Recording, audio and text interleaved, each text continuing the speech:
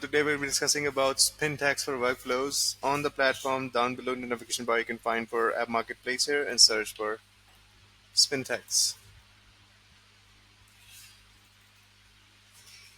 You have to install it first. It's up to you. You want to install it on any of your specific sub account. You can choose multiple sub accounts. You can choose them all as well. If you choose them all, it will allow you to enable you to just automatically future install. For the time being, we will be just choosing location one.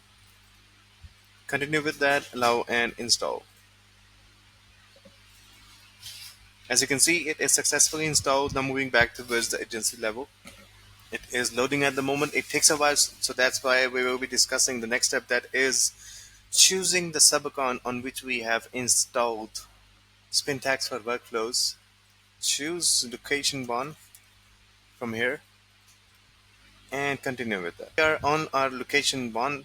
Now we have to just find for automations in the navigation bar and create a workflow. Just check on that the actions are working correctly or not. Click on it. Find for Spintax. Here it is. You can spin your text with the action.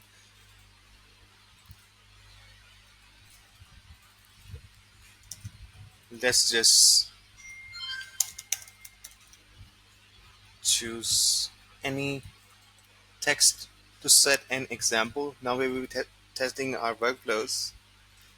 Run this test and head towards the execution logs.